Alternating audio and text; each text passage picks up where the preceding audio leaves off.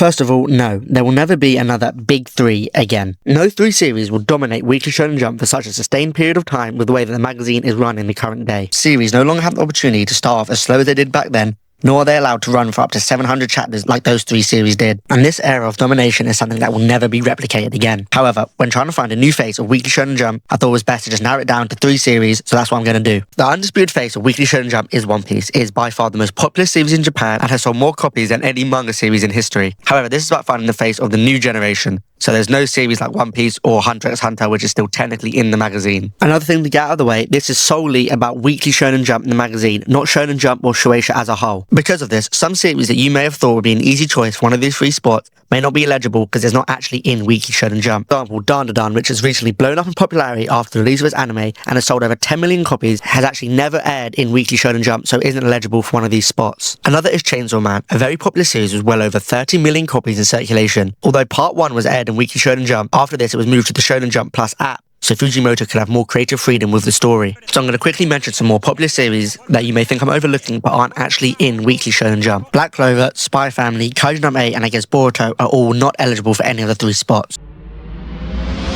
How do you decide the face of Weekly Shonen Jump? Well, in Japan, every week series are ranked using this. This is a popularity poll in which readers rank that week's chapters from worst to best. All this information is collected into a database. Although these rankings don't solely show a series' success, it does help quantify a series' popularity. These rankings also very often determine which series survive in Weekly Shonen Jump, and I will be using them a lot. Copies sold and in circulation will be heavily taken into consideration as well as a few other minor things I'll mention throughout. Now, if I was making this video a few years ago, it would have been a lot easier, as Weekly Shonen Jump had some extremely popular standout series, but with My Hero Academia and Jujutsu Kaisen recently ending just last year, there was a huge gap that needed to be filled. To start with what was the easiest choice, Sakamoto Days has recently blown into popularity with the release of the anime, but was already a huge success in Weekly Shonen Jump before that. Sakamoto Days is about Sakamoto, a former hitman who retired and had a family. Instead of doing hits, he now runs a convenience store and has really let himself go. However, after a bounty is placed on his head, his past catches up with him, forcing him to confront his former colleagues and protect his family. It's a fun mix of action, comedy and slice of life which has really resonated with both domestic and international audiences. Since its debut in 2020, it has averaged a rank of 5.55 and has more than 12 million copies in circulation, with there currently being 22 volumes released in Japanese and 17 in English. For comparison, in Jujutsu Kaisen's 275 chapter run, it averaged a ranking of 6.3. However, JJK does blow Sakamoto Days out of the water in terms of sales, with over 100 million copies in circulation, and although Sakamoto Days has time to catch up, with only half of the first season of the anime being aired on Netflix, as well as the manga still ongoing, I doubt it will match JJK's popularity. This doesn't mean that it doesn't deserve one of our three spots, however, so the first of our three faces is Yu Tsukuzi's Sakamoto Days. Now it gets a little trickier. We can count out a few series right off the bat, with the 4 new series that just started publication in Weekly Shonen Jump and are all obviously not eligible. So Harazuke Mound, Ping Pong Peril, Ekiden Bros and Kadeigami are all out as they are under 10 chapters long. We can also throw Nice Prison and Oto of the Flame in there as they only have 14 and 12 chapters released respectively at time of recording. Now we need to narrow it down even more. Kill Blue, The Elusive Samurai, Hema 10, Shinobi Undercover, Ultimate Exorcist and Nue's Exorcist all average a ranking outside the top 10 as well as not having sold many copies. With the exception of The Elusive Samurai, which has around 4.5 million copies in circulation. However, with its average ranking as well as it being outsold by 2 of its competition when all dropping volumes this month, I've decided to knock it out. In that vein, the next to be dropped is Witch Watch by Kenta Shinohara. Despite holding a weekly average of 9.7 since its debut in early 2021, it has less volumes than The Elusive Samurai in circulation as well as being outsold by them this month, meaning I can't put Witch Watch above The Elusive Samurai despite its higher average ranking. Next out is Me and Robico, as although it holds a good average ranking of 9.92, it has a very low number of volumes in circulation, especially considering it has 22 volumes released in Japanese. This leaves us with 3 choices for our next spot: Akane Banashi by Yuki Suenaga, Kagurabachi by Takeru Hokuzono, and Ichi the Witch by Shiro Uzuzaki and Usami Nish. And I've decided to go with Kagurabachi follows Chichiro Rukuhira, the son of a famous swordsmith. After his father is killed and his 7 famous enchanted swords are stolen, he uses his father's final creation to hunt the killers down and reclaim his father's swords. Kagurabachi is still a relatively new series, especially compared to our other choice, Sakamoto Days, with Kagurabachi only having 89 chapters released by the time of recording. Although having a respectable average ranking of 9.3, it doesn't stand out as particularly high either. In fact, it actually has a lower average ranking than both Akane Banashi and Ichi the Witch. So why have I chosen Kagurabachi over them? Well, it's down to a few factors, the biggest being copies in circulation. Kagurabachi has slightly more volumes in circulation than Akane Banashi, despite the latter having more than double the number of volumes.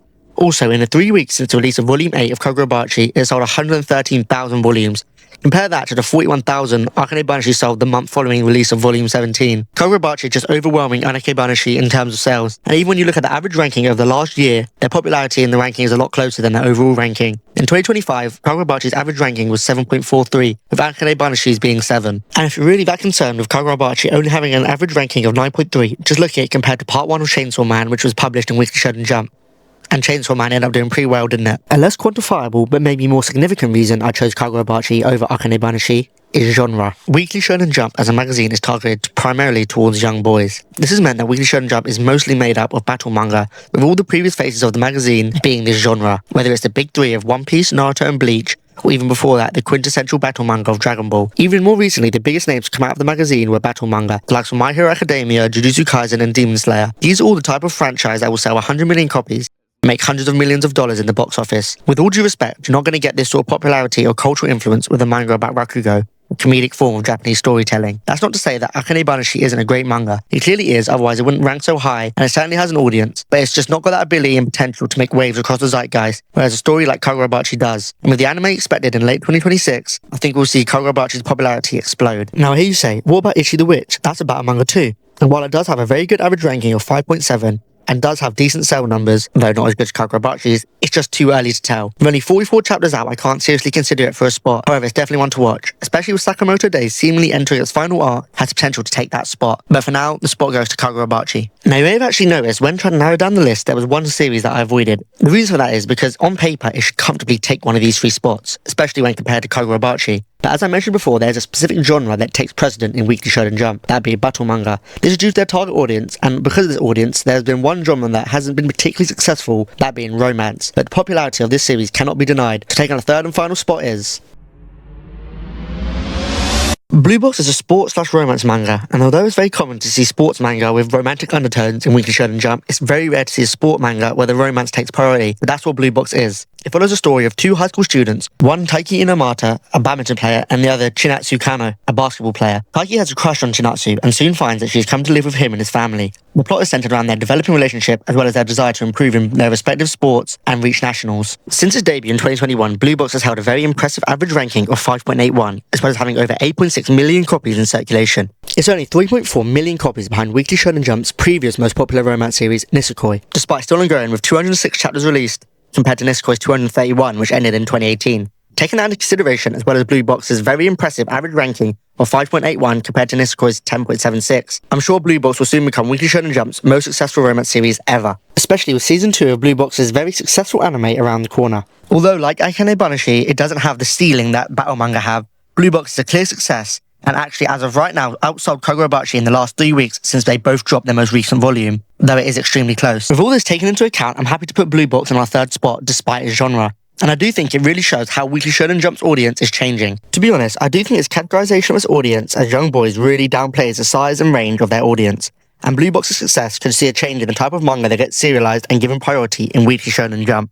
So there it is. That's what I consider as the current faces of Weekly Shonen Jump. If you disagree or have any opinions on the series I've talked about in this video, tell me in the comments below and I'd really appreciate it. Thanks for watching, and please like the video and subscribe if you enjoyed.